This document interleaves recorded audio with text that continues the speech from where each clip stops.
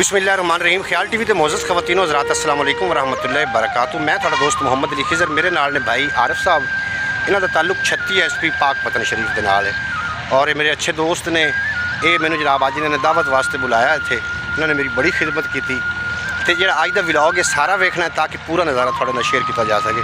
इस टाइम असी 36 तो बाहर एक नहर है जनाब, एक किहड़ी नहर का नाम, इस नहर का नाम की छत्ती वाला पुल है। छत्ती वाला पुल, उस नहर के उत्ते असीं मौजूद हैं। वैसे तो दरिया चनाह दे विच ते दरिया रावी दे विच तुगयानी आई हुई है।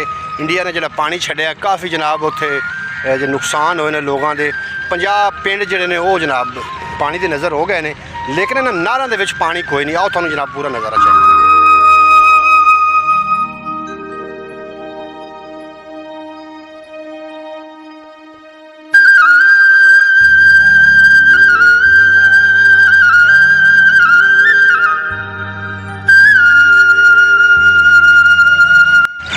जनाब असी नहर के उत्ते मौजूद हैं। ये बड़ी वड्डी नहर है। मैंने एक गल की समझ नहीं आ रही, जो दरियावां में पानी है तो जो इजाफी पानी चाहिए ना इन नहरों में छड़ देवन ताकि कुछ लोग तो जोड़े ने मुतासर ना होने ना पानियों तो। बहरहाल ये पानी जनाब नहर खुश्क हो चुकी ने। बाकी का नज़ारा भी थोड़े नाल शेयर करना, तो वीडियो एंड तक वेखना, वीडियो स्किप नहीं करना। आरिफ भाई कितने अरसे तो आबाद 36? तकरीबन 8 साल हो गए। 8 साल हो गए। इतने के लोग किवें? लोग ठीक है, बस लोगों में कोई रोला नहीं आता। रोला कोई नहीं। तो यह नहर जो वगदी हो चंगी तो ये बंदा वड़ जाए तो डूब जाता ही हर साल एक बंदा लै जाती। अच्छा अच्छा अच्छा, काफ़ी वड्डी नहर है। तो फिर अगे चलिए।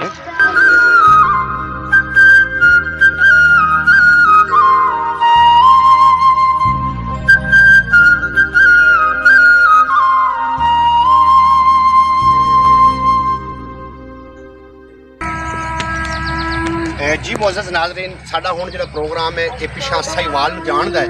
रस्ते में जिहड़े भी सही मकामात आउणगे उस तुहाडे नाल शेयर करांगे, तुसीं वीडियो नूं स्किप नहीं करना। मगरब दी अज़ानां आ रही ने तो इंशाअल्लाह ताला असीं अपनी मंजिल की तरफ गामज़ान साडे नाल ही रहना।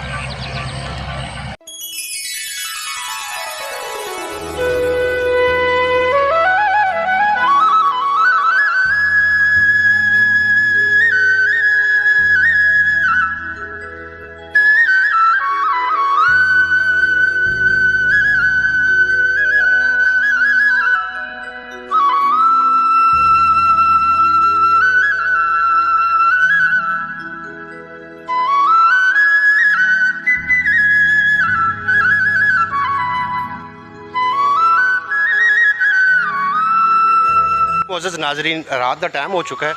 सामने साडी गड्डी दी लाइटां चल रही ने और इस दरबारे पाक बाईवाल शरीफ हज़रत बाबा मालन शाह साहब सरकार रहमतुल्लाह अलैह उन्होंने दरबारे पाक ते मौजूद हैं। इत्थे असीं दुआ भी करांगे। मुहर्रम उल हराम दा बाबरकत महीना है तो बाकी जिहड़ा है बाकी दा नज़ारा भी थोड़े नाल शेयर करांगे। तुसीं साडे नाल रहना है।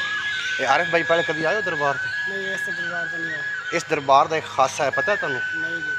इत्थे एक दरवेश है, बार बार ना एक रुख है वो थले बैठा से चिल्ले वास्ते। अच्छा जी। तो गूगी ने ना आकर सिर उत्ते आंडे ला दिते। फिर उतनी देर उठ्या नहीं जितनी चेर गूगी ने बच्चे नहीं कढ़े। आप उस दरबार से मौजूद हैं। अगे चलने जी, दरबार का नज़ारा भी थोड़े नाल शेयर करना जी। जिस दरवाजे के उत्ते असीं मौजूद हैं, ये मैं जी पहले वीडियो के गल कर रहा सी कि एक बजुर्ग सन जुल्फां वाली सरकार, उन्होंने एक रुख के थले बैठ गए। एक गूगी ने आके उन्होंने एक फाख्ता ने आके उन्होंने सिर उत्ते ना आलना बना के जनाब आंडे ला दिते। वो उतने चेर उस बंदा उतों हलिया नहीं, उस चिल्ले वास्ते बैठा सी, उतनी देर हलिया नहीं जितने चेर गूगी ने बच्चे नहीं कढ़ ले।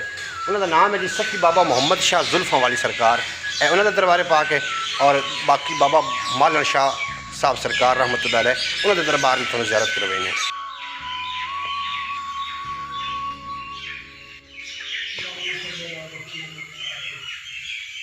जनाब मोहतरम, जो थोड़ा यह दरबार नज़र आ रहा है ये हजूर बाबा मालन शाह साहब सरकार कादरे कलंदर अलस्त मस्त, ये उन्होंने चिल्ले गाह है। और आखते ने ना, एक मैंने शेर बड़ा याद आ रहा है कि वलियां वाल जो रस्ते जाते उधर नहीं बदबख्ते जाते, वो वलियां दे दरवाजे उत्ते 100 दे कातिल बख्शे जाते। पर एक गल का ख्याल रखी कि रेत की कंध ते छत ना रखी, तो 2 बेड़ियां ते लत ना रखी, वलियां नाल तू मत्था ला के नंगी तार ते हथ ना रखी।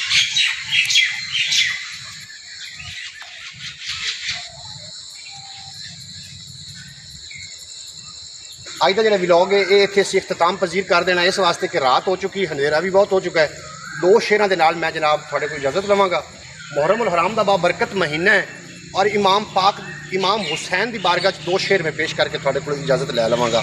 हुसैन तेरा जवाब कोई नहीं, तेरे मुहिब नू अजाब कोई नहीं, तेरा मुखालिफ जिथे भी होवे करे इबादत सवाब कोई नहीं, तेरा मुखालिफ जिथे भी होवे करे इबादत सवाब कोई नहीं।